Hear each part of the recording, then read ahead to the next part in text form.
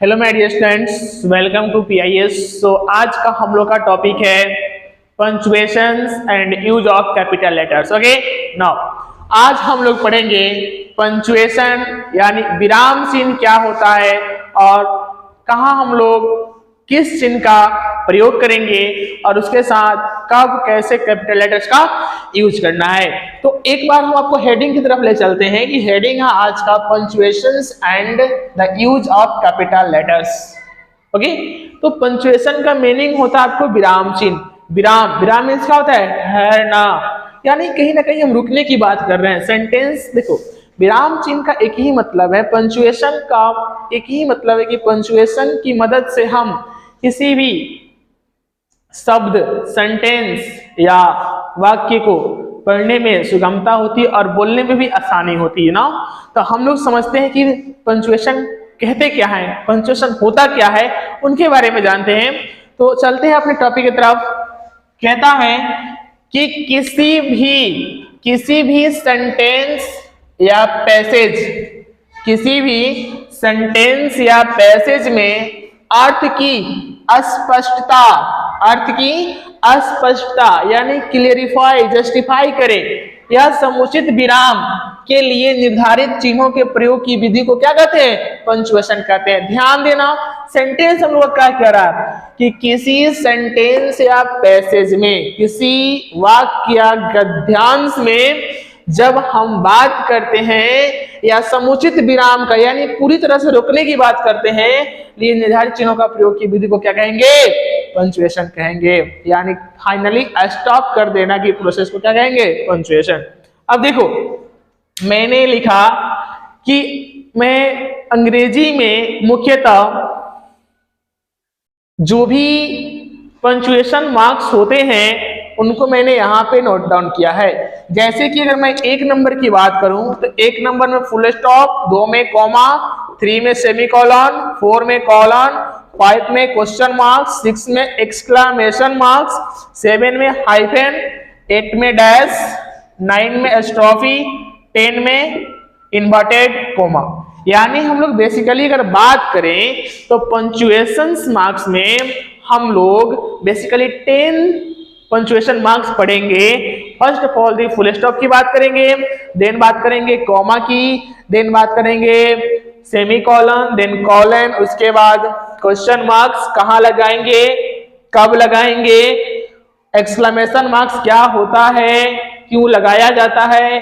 धीरे धीरे सारे पॉइंट को हम लोग चर्चा करते हुए आगे चलेंगे और उसके बाद पढ़ेंगे कि use of the capitals letter.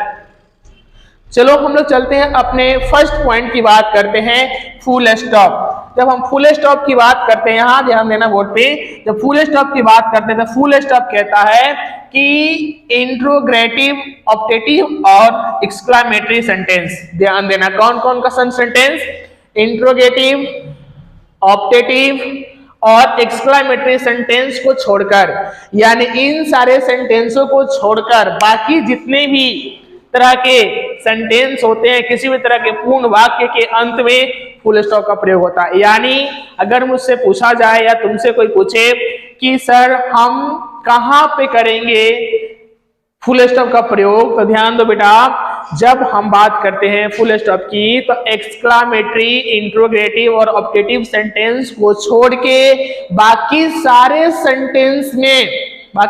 Sentence के लास्ट में फुल स्टॉप का हम लोग प्रयोग करेंगे। जैसे मैंने लिखा यहां ध्यान देना, मैंने लिखा कि ही इज अ बॉय। तो देखो, ही इज अ बॉय कैसा सेंटेंस है मेरा, एसेटिव सेंटेंस है, ना कि यहाँ पे इंट्रोगेटिव, ऑप्टेटिव, ना ही एक्सक्लेमेटरी, इन तीनों में से कोई नहीं है। मेरा sentence he is a boy, वह एक लड़का है, या मेरा जो सेंटेंस है वो एसेटिव सेंटेंस है। नाउ अब बात करते हैं, मैं गो देयर, वहां जाओ, मैं वहां जाओ की बात कह रहा हूं, यानी क्या है, यह पूरी की तरह क्या है, एसेटिव सेंटेंस। आगे देखो, डोंट डू दिस, यह मत करो। मैंने कहने का मतलब है कि फुल स्टॉप वहां लगाएंगे जहां पे एक्सक्लेमेटरी, ऑप्टेटिव और इंट्रोगेटिव सेंटेंस नहीं होंगे। ओके, नाउ मैं एक पॉइंट और लिखा मैं यहाँ पे सेकेंड रूल्स की एब्रिविएशंस और इनिशियल लेटर्स, एब्रिविएशंस और इनिशियल लेटर के बाद फुल स्टॉप का प्रयोग होता है। ओके, तो देखो अगर ग्रामर से रिलेटेड किसी भी पॉइंट या टॉपिक में डाउट हो ना तो प्लीज एक बार कमेंट सेक्शन में कमेंट करना कि सर मुझे इस टॉपिक में समझ में नहीं आया। ओके, क्योंकि जब तुम कमेंट करोगे तो भी मुझे पता चलेगा कि हाँ कहाँ पे तुम्हें समझ में नहीं आया और मुझे कहाँ बताने की और आवश्यकता है। तो मैंने लिखा कि एब्रिविएशंस और इनिशियल लेटर्स के बाद, इनिशियल लेटर्स के बाद यानी प्रारंभिक अक्षर के बाद फुल स्टॉप का क्या होता है, प्रयोग होता है। जैसे मैंने लिखा BA MA BD हो, तो देखो BA, B के बाद है फुल स्टॉप, फिर A के बाद है BA, MA BDO, NOB नवंबर, यहाँ पे मैंने दिया LP school, NCC officer, MLA PhD USA RSS। यानी कहने का मतलब है कि एब्रिविएशंस और इनिशियल लेटर के क्या होता है, बाद फुल स्टॉप का प्रयोग होता है। ओके, यहां तक नोट करो। मैं इसके अगले रूल्स की बात करूंगा, फास्ट डाउनलोड करो। तो नोट तुम लोग कर लिया इसके पीछे। अब चलो आगे रूल है, नेक्स्ट रूल कहता है कि फर्स्ट सेकेंड थर्ड, हम लिखते हैं ना फर्स्ट सेकेंड थर्ड, तो फर्स्ट सेकेंड थर्ड के बाद फुल स्टॉप का प्रयोग नहीं होता, याद रखना। फर्स्ट सेकेंड थर्ड के बाद फुल स्टॉप का प्रयोग नहीं होता है। नेक्स्ट रूल कहता है कि अगर कोई वाक्य, ध्यान से सुनना, एब्रिविएशन से अंत होता है, किससे अंत होता है, एब्रिविएशन से अगर अंत होता है तो वाक्य यानी सेंटेंस के अंत में, सेंटेंस के अंत में एक ही फुल स्टॉप दिया जाता है। ऐसा नहीं कि अगर मेरा सेंटेंस एब्रिविएशन मान लो कि वर्ड से समाप्त होता है तो हम 2 फुल स्टॉप दे दें, नहीं। मेरा अगर सेंटेंस में अगर एब्रिविएशन वर्ड से अगर लास्ट में समाप्त हो रहा है तो हम कितना फुल स्टॉप देंगे, एक ही फुल स्टॉप देंगे। जैसे ही इज एन IAS, क्या देंगे, एक ही फुल स्टॉप देंगे। ही इज एन SDO, एक ही फुल स्टॉप देंगे यहाँ पे, ठीक है। आगे देखो I am MA, लास्ट में क्या देंगे, एक ही। कम एट 5 PM, यानी अगर रूल कहता है कि अगर कोई वाक्य एब्रिविएशन से अंत होता है, किससे, एब्रिविएशन से अंत होता है, तो वाक्य के अंत में एक ही फुल स्टॉप दिया जाएगा, ना कि 2 फुल स्टॉप। इसके बाद का हम लोग का पॉइंट था, पॉइंट नंबर 2 कॉमा, कॉमा, ठीक है। Point number 2 comma.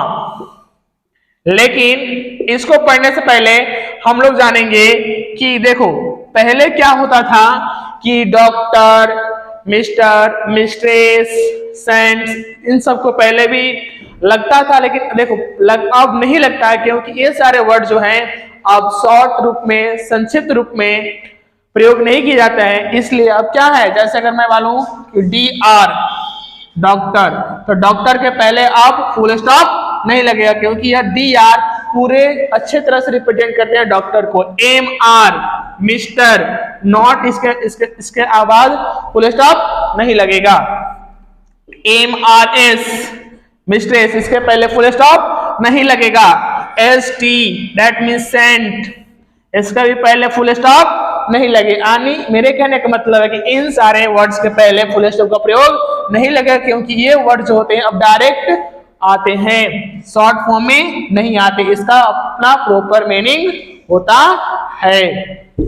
चलो अब हम लोग बात करते हैं, देखो फुल स्टॉप जो होता है, फुल स्टॉप, फुल मतलब पूरा, स्टॉप मतलब रुको, यानी पूरी तरह से रुक जाओ, पूरी तरह से रुक जाओ। लेकिन कॉमा की बात करते हैं तो कॉमा कहता है जरा ठहरो, क्या कहता है, जरा ठहरो। तो फटाफट इसको नोट करो, तब तक हम लोग कॉमा की तरफ चलते, इसको नोट करो। हो गया नोट? सुनो, आज की क्लास में हम लोग अच्छे तरह से कंप्लीट कर लिए फुल स्टॉप, कि फुल स्टॉप का कहां कहां हम लोग प्रयोग करेंगे, और हम लोग कल के क्लास में लेक्चर 2 में पढ़ेंगे कि कॉमा का प्रयोग कहाँ करेंगे, कैसे करेंगे, क्यों करेंगे, अगर एब्रिएशन से अंत होता है तो क्या होगा, समझ लो ना। तब तक के लिए जय हिंद, मिलते हैं अगले क्लास में, बाय बाय।